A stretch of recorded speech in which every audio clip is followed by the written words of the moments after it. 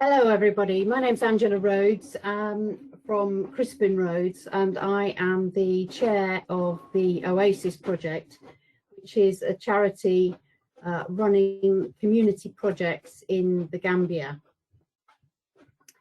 Thank you very much for joining us this afternoon. I'm going to tell you a bit about the work that we've already been doing in the Gambia and then move on to what our plans are for the future and what we need to be doing now and moving forward. So first of all, where is the Gambia? It's this little sliver of a country on the west coast of Africa, and the river Gambia runs straight through the middle of it. So it's you can see in this slide that the river goes right through the country. So it's quite a divided country. There's a north and a south, and there's quite a definite divide there. A bit of a closer look, and the village that we are working in is a village called Bakau.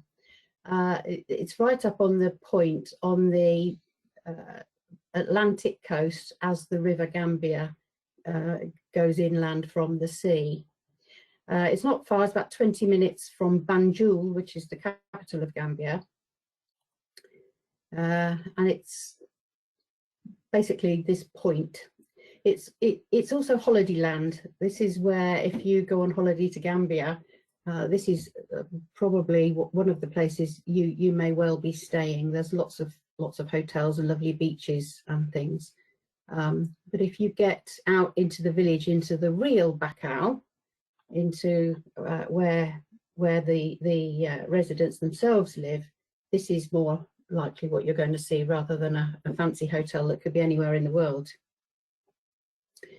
So the most important business activity in Bakau is tourism, for sure, followed closely by fishing. Obviously, being right next to the sea, there's lots of opportunity for fishing. The economy in Bakau has been devastated by the COVID pandemic because obviously nobody's traveling there for their holidays. So lots of hotels are closed, lots of people have lost their jobs. And it's obviously quite a challenge for them living out there at the moment, and of course with no sight of when things are going to start to improve. Charity's been going for some time now, but they joined forces with the Milton Keynes Grand Union Rotary Club about 5 years ago, who wanted to do an international project to support and somewhere abroad, and they chose our village Bakau, and the idea was to raise funds to help this village. There was a very high incidence of malaria in Bakau. In Gambia as a whole, incidence of malaria was reducing, but in Bakau it was increasing. It's a low-lying village close to the river, and the water would come down during the rainy season from the higher up areas and swamp Bakau. Obviously it's very hot, so malaria mosquitoes would breed. So malaria was a big problem in Bakau, and obviously there were other diseases as well. So they wanted to renovate and improve the drains. We'll show you some of the pictures of those shortly, and to reduce the flooding, which has been a big problem in that village.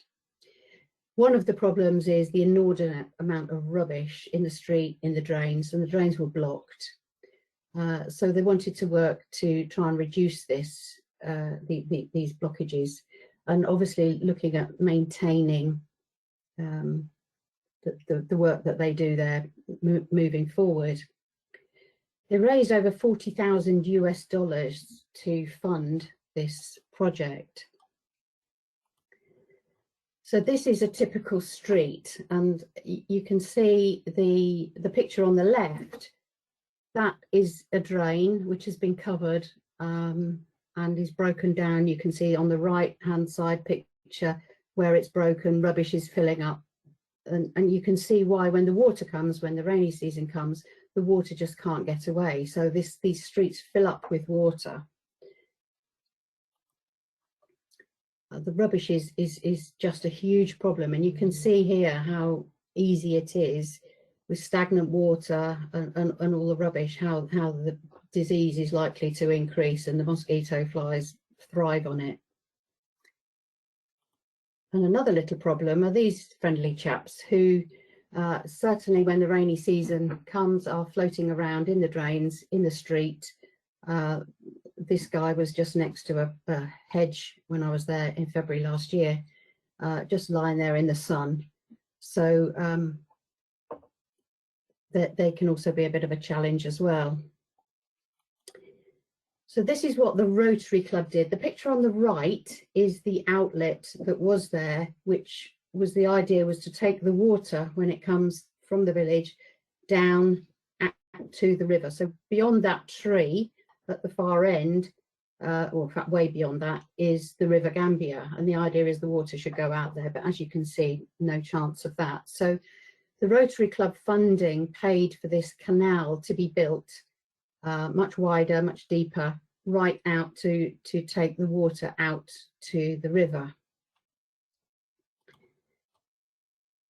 Huge success in doing that, but of course we still have the problem of this canal being filled with rubbish, and which is an ongoing challenge, and one we really still need to tackle over there. I understand right now that the canal is completely full of rubbish, and it is getting a bit overgrown on the edges as well. So that's one thing we've got to tackle.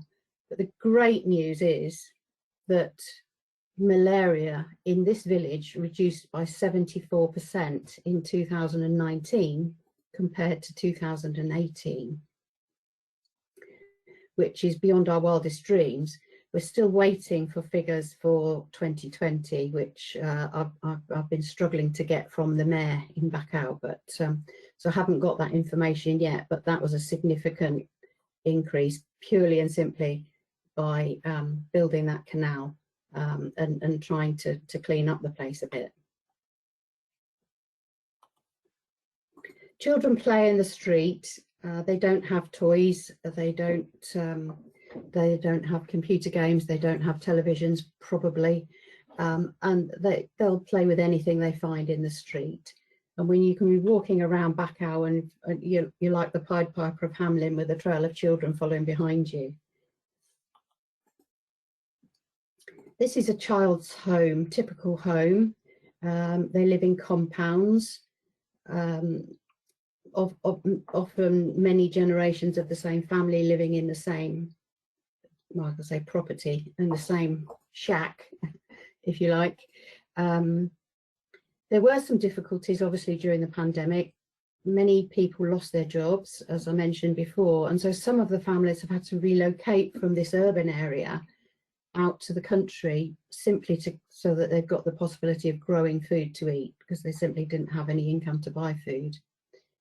I got some figures last night. They've actually only had 131 deaths from COVID recorded up to the 31st of January this year. 4,139 confirmed cases, so actually relatively low figures compared to ours over here in the UK. But it still has been a big problem, obviously. We're focusing at the moment on Starlight School.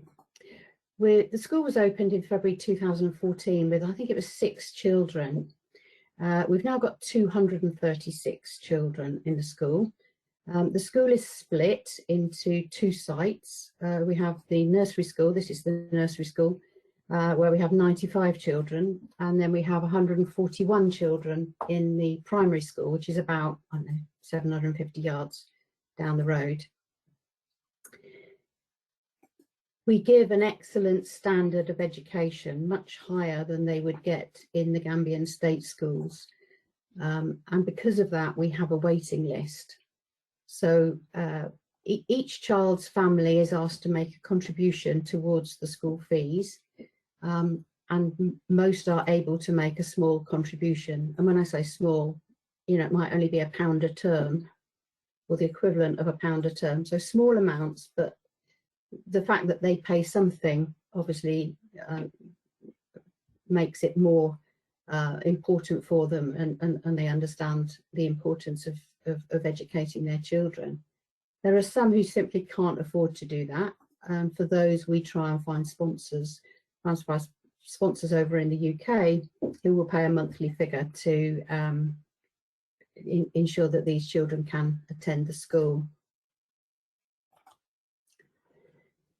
Their journey to school, usually most of them walk. We do have an old minibus, which is very well used and worn out, and that's another thing we need to be thinking about replacing shortly.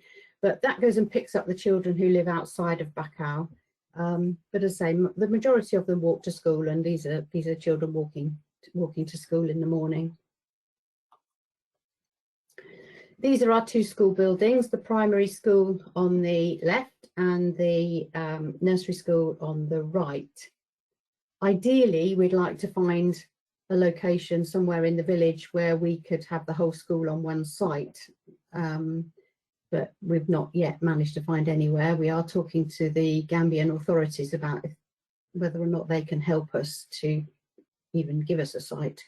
But the problem we have is that we're bursting at the seams, and so ideally it would be good to have everything in one place, but for the meantime we have these two sites. Now, this is the school kitchen, believe it or not. This is on the nursery school site, and it provides a cooked meal for all the children and staff at both sites every day. When I was in Gambia back in February 2016, we had the school's second birthday party, and we had a party and we provided food. All the parents were invited, and the great and good of Bakau came along, the mayor and the tribal chiefs and whoever came, and we provided them all with a hot meal. It was quite noticeable that the behaviour of the children was so different before they had the meal and after, in that they were quite unruly and noisy and running around before they had a hot meal, and then afterwards, you know, were much more attentive and clearly in a better frame of mind for learning. So I asked the question, you know, why is that? And it soon became apparent that the majority of the children didn't have breakfast, and many of them didn't have lunch. So there we were, putting food in their tummies, which obviously helped them enormously. So we then looked at what can we do to give them a meal every day. This is clearly really, really important. And so Crispin Rhodes have decided that they would contribute a monthly amount to pay for everybody to be fed every school day. And so these two mums were employed to cook a hot meal for every child every day, and of course the staff as well. Back then in 2016, we had about 120 odd children. So we've now got 236 children. So we've more than doubled in size, and inflation has hit the Gambia big time in the last little while. Just to give you an idea, in 2016, a 50-kilogram bag of rice cost 1,100 dalasi, which is about £15. It's now 1,400 dalasi, so about £20 now, just for a bag of rice, and that's their staple diet. Chicken has almost doubled in price. They live on fish and chicken. For example, 24 pieces of chicken in 2016 I bought for 400 dalasi, it's about £5.50. It's now 800 dalasi, so doubled. So another area that we need more help in is to support the feeding of the children in the school. And here they are having their lunch. You may recognise the red bowls. They are in fact red noses from Red Nose Day, the ones that stick on the front of cars. And one of our clients, Stephen Eagle, very kindly, Stephen Eagle Toyota, very kindly donated these bowls to us to send out to Gambia. I must admit, when I sent them out there, I thought we would use them for mixing paint and things like that. But here we are 5 years later, and they are still using those bowls every day to have their lunch. So that was an amazing contribution. They all have to be involved in helping, so they sometimes are involved in helping prepare the food and obviously the washing up as well. And obviously it's a very hot country, things happen outside, we haven't got a lot of space, we don't have a hall or anything like this.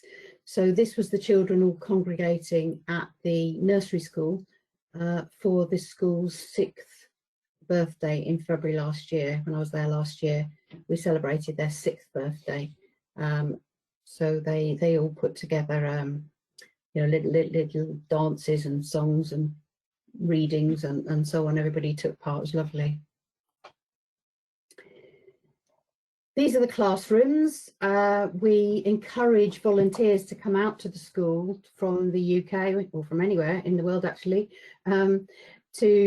to come, obviously experience Gambia for real, but also to help in the school.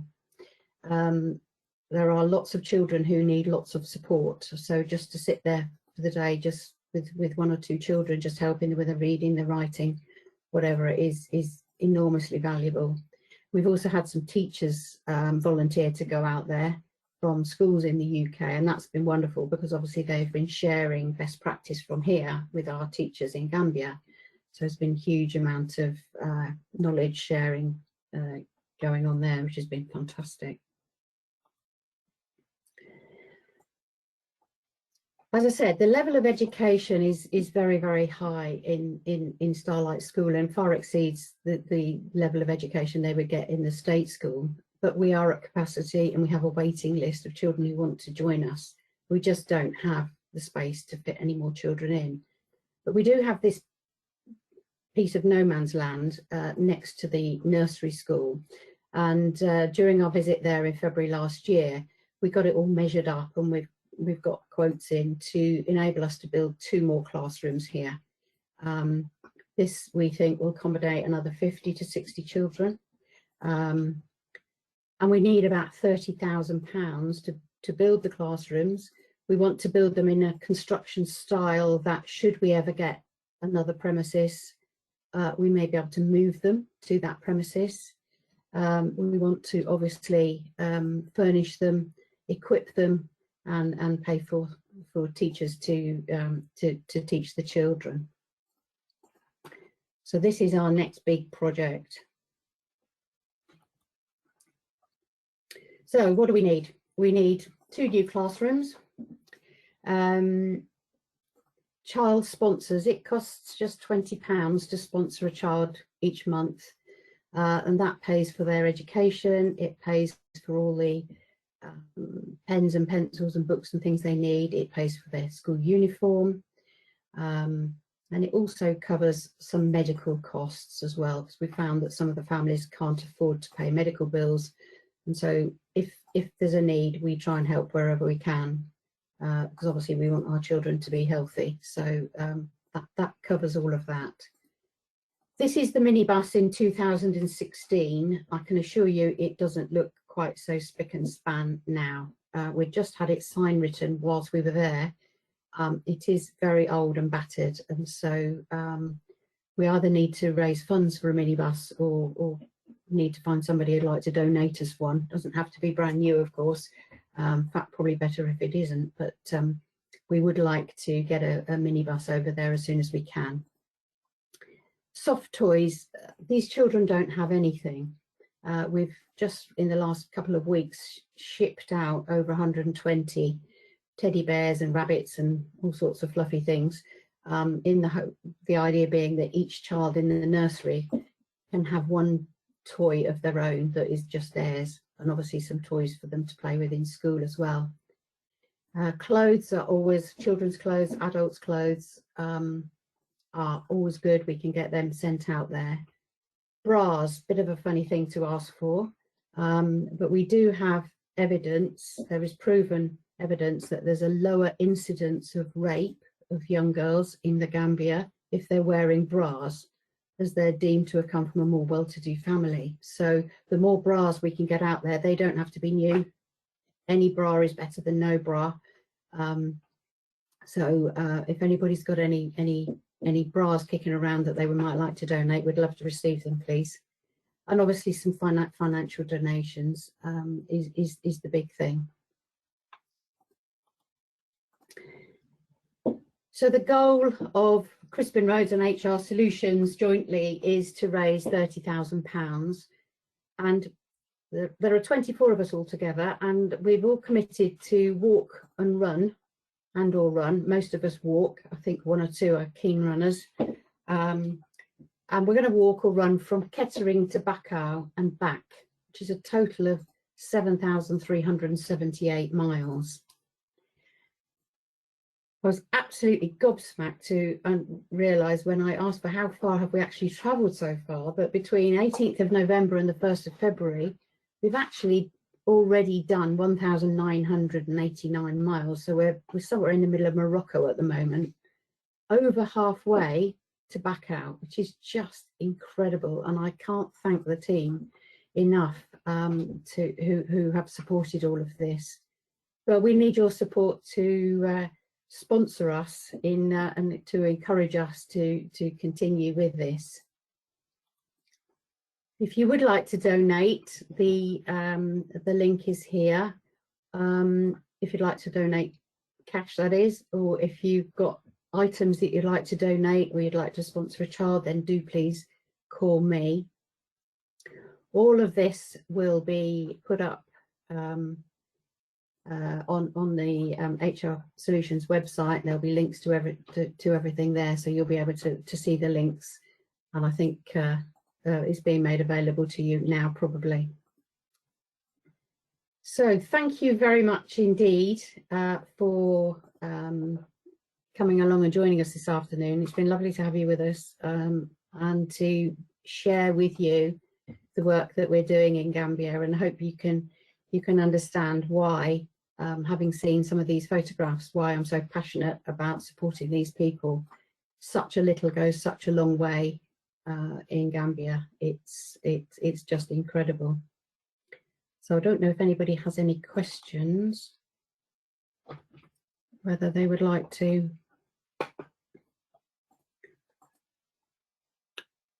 No questions have come in as yet, Angela. Okay. So just to say thank you everybody who's attended. We will, as we normally do, send an email out after the webinar, which will have the links for further information of what we've been up to walking to Gambia, as well as the links that Angela has referenced in the presentation today. But yeah, if anyone does have any quick questions, then please feel free to use the chat panel or use the Q&A panel, and we'll answer those as quick as we can.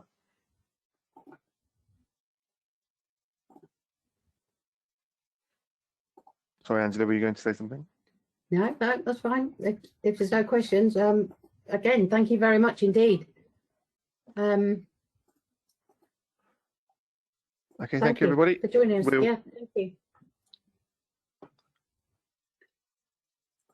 Oh, I think someone's raised their hand actually. Oh. Yeah. So there is a question. The 30,000 is for the class. Is that the answer? Sorry, just wait a second. The 30,000 is for the classroom. Are you looking to send out a minibus from the UK? Was one of the questions.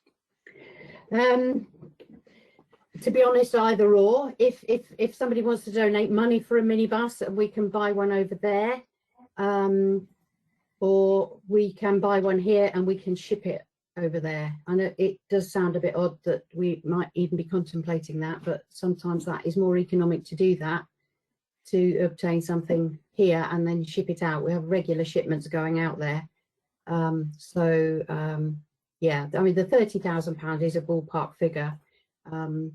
And we do have to move priorities sometimes, just because, you know, if something major went wrong, we might have to divert some money to something else. But the main idea is that we focus on trying to expand the school so we can accommodate the children on the waiting list. So just to follow up on that, so it would be what would be the best approach, but I assume that's for funding to donating or for donating the minibus. Well, for donating, if you can follow the link, then the link that we'll be giving, then you can make a donation directly there. If you want to talk about the minibus, probably give me a call and we can talk about it. Yeah, That's Angela, probably the best idea. It's Melanie, so perhaps you pick up with her after. I can certainly do that, Mel. Yeah. Cool. Yeah. Anything else?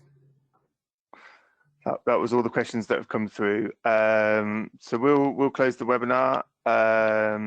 Everyone's just saying great work, Angela. Thanks for the presentation. We'll follow up with everybody who's been involved, and we look forward to hearing about more progress. Super. We'll close the webinar there. Thank you. Bye. Cheers. Bye.